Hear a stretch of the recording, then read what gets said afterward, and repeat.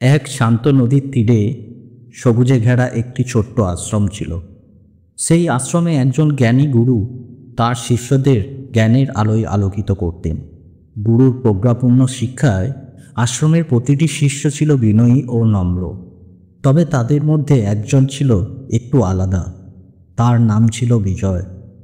তার জ্ঞান ছিল গভীর, কিন্তু সেই গভীরতাকে ছাপিয়ে গিয়েছিল তার অহংকার। একদিন বিজয় গুরুর সামনে এসে দাঁড়ালো। তার চোখে মুখে আত্মবিশ্বাসের বদলে ছিল এক গর্বিত অহংকার। বিজয় বলল, গুরুজি, আমার শিক্ষা সম্পূর্ণ। সব বই, সব শাস্ত্র আমার মুখস্থ। আমার আর শেখার মতো কিছু বাকি নেই। গুরুজি মৃদু হাসলেন।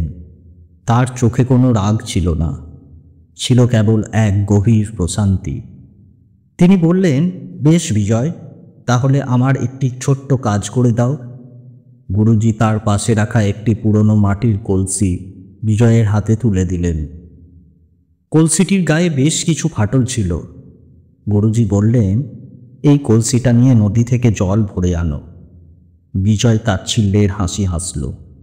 সে ভাবল, এ তো খুব সহজ কাজ। গুরুজি হয়তো আমার জ্ঞান পরীক্ষা করছেন।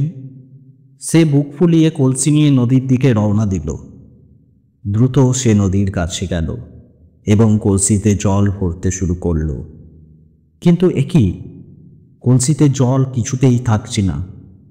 সে যত জল ঢালছে তা ফাটল দিয়ে বেরিয়ে যাচ্ছে।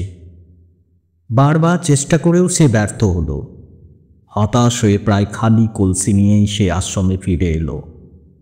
তার মুখের অহংকারের হাসিটা মিলিয়ে গেছে।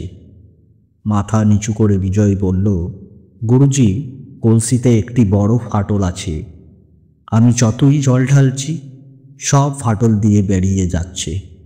গুরুজি শান্তভাবে একটি দীর্ঘশ্বাস নিলেন। তিনি বিজয়ের কাছে এগিয়ে গিয়ে বললেন, তার কাঁধে হাত রাখলেন। গুরুজি গভীর ও শান্ত কণ্ঠে বললেন, ঠিক তেমনই অহংকার ও মানুষের মনে একটি ফাটল। যত জ্ঞানই তুমি তোমার মনে ঢালো না কেন, যদি তোমার মনে অহংকার থাকে তাহলে সেই জ্ঞান কখনো টিকবে না। জ্ঞান অর্জন করতে হলে সবার আগে মনকে বিনয়ী করতে হয়। এই কথা শুনে বিজয়ের চোখ খুলে গেল। সে তার ভুল বুঝতে পারল আর গুরুর পায়ে মাথা রেখে ক্ষমা চাইল।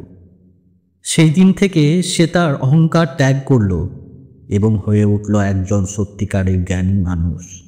কারণ সে শিখেছিল, জ্ঞান কেবল মস্তিষ্কে থাকে না, তা হৃদয়ে ধারণ করতে হয়।